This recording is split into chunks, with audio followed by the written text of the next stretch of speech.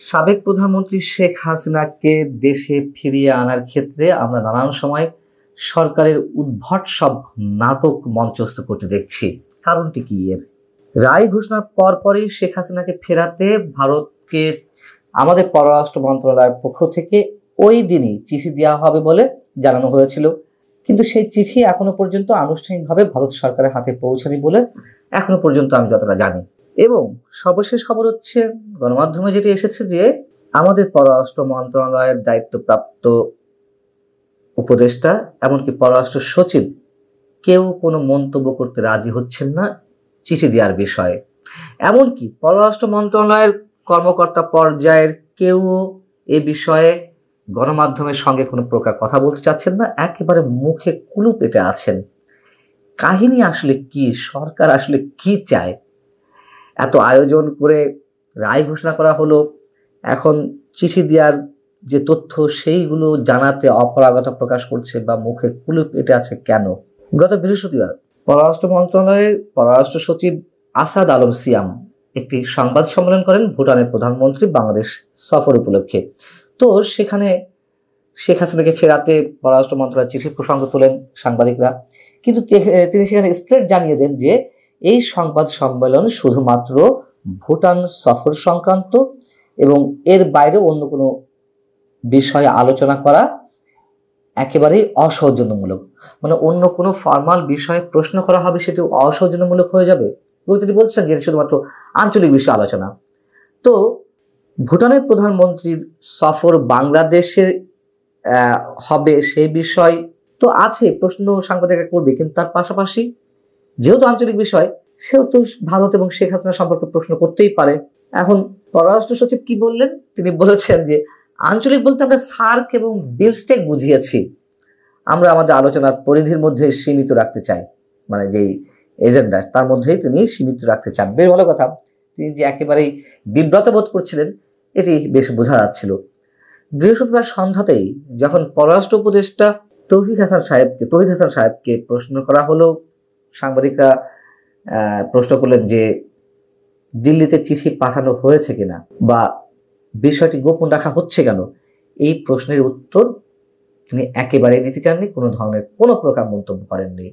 শেখ হাসিনা ভারতের গলার নাকি কাটা হয়ে আছে। আমি কিন্তু বরাবরই বলে আসছি যে ভারত শেখ হাসিনাকে ফেরত দেবে না, এবং সেই জিনিসটি ভারত বরাবরই তাদের নানান ধরনের কথাবার্তায় প্রত্যক্ষ কিংবা পরোক্ষভাবে জানিয়ে দিয়েছে, বুঝিয়ে দিয়েছে যে তারা এই বিষয়ে কোনো কিছু করবে না, বরঞ্চ শেখ হাসিনার আশ্রয় এবং নিরাপত্তার ক্ষেত্রে যা যা করার তাই করবে।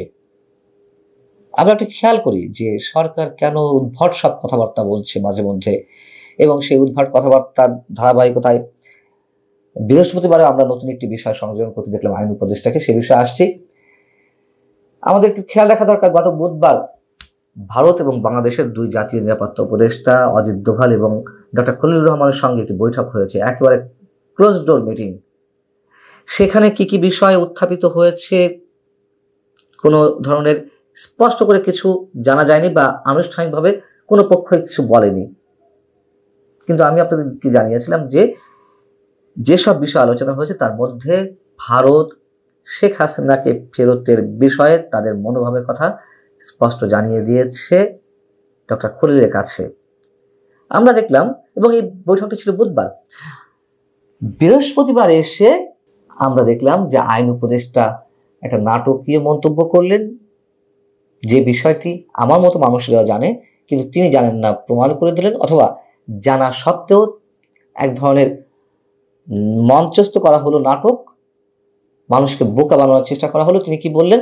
শেখ হাসিনাকে ফেরত আনার বিষয়ে আন্তর্জাতিক অপরাধ আদালত আইসিসির কাছে বিষয়টি উপস্থাপন করা যায় কিনা বা তাদের যে এখতিয়ার সে বিষয়টি খতিয়ে দেখা হচ্ছে। এটি যে আইসিসির একেবারেই এখতিয়ারের বাইরে সে কথাও আমি জানিয়েছিলাম, এবং এটা স্রেফ মানুষকে বোকা বানানোর একটা চেষ্টা। আর যে বলছিলাম যে এই পক্ষের দাবি শেখ হাসিনাকে ফেরত এনে বিচারের তাদেরকে একটু ঠান্ডা রাখার ব্যবস্থা করা। আইসিসি কি করতে পারে আমরা তো সবাই জানি, এর আগেও বলেছি যে কোনো রাষ্ট্র কেবল অপরাধীকে আইসিসির কাছে হস্তান্তর করতে পারে, কিন্তু দুই দেশের সম্পাদিত কোনো প্রত্যর্পণ চুক্তি, যেমন ভারত এবং বাংলাদেশের মধ্যে রয়েছে বন্দি বিনিময় চুক্তি, সেই বিষয়ে তো হস্তক্ষেপ করতে পারেই না, বরং অন্য কোনো রাষ্ট্র থেকে আরেক রাষ্ট্রের আসামিকে তারা সেখানে নিতে পারে না।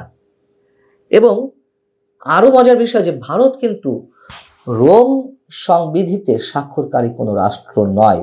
রোম স্ট্যাটিউট অনুযায়ী পরিচালিত যে আইসিসি বা আন্তর্জাতিক অপরাধ আদালত, তার কোনো সিদ্ধান্ত মেনে নিতে ভারত বাধ্য নয়। হয়তো সহযোগিতা করতে পারে কোনো কোনো বিষয়, যাই হোক। তারপরও আইন উপদেষ্টা, আমার ধারণা যে নিঃসন্দেহে ডক্টর আসিফ নজরুল এই বিষয়গুলো জানেন, তারপরও তিনি সংবাদ সম্মেলনে এই বিষয়টি ঢালাওভাবে প্রচার করলেন কেবলমাত্র মুখ রক্ষার জন্য। কারণ এর মধ্যে জেনে গেছে অজিত দোভালের বার্তাটি ডক্টর খলিলের মাধ্যমে। এর আগে কি হয়েছিল, ইন্টারপোল নিয়ে আরেক নাটক হয়েছিল।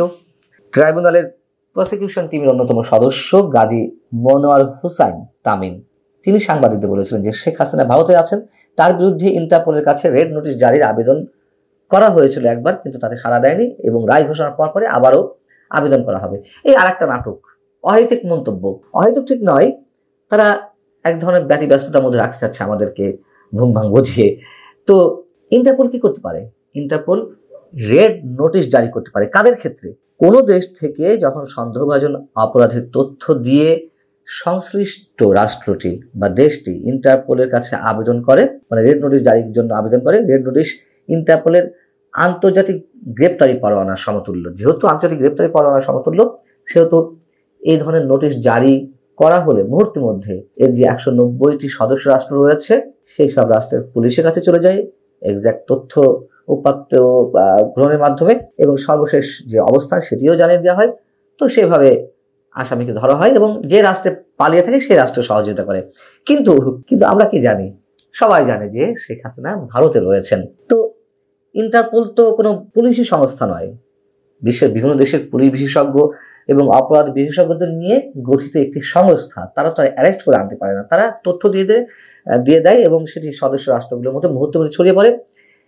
এবং কোনো অপরাধী যখন অন্য রাষ্ট্রে পালিয়ে থাকে, তখন তাকে ধরতে ওই রাষ্ট্র সহযোগিতা করে। কিন্তু শেখ হাসিনা যে ভারতে রয়েছেন, ভারতও তো এটি জানে। কার কাছে কাকে ধরতে বলবে? ইন্টারপোল তো আর গিয়ে ধরে নিয়ে আসবে না। আর এখানে নতুন করে তথ্য দিয়ে আরো কিছু নেই। সবাই জানে, সারা বিশ্ব জানে শেখ হাসিনা ভারতে রয়েছেন।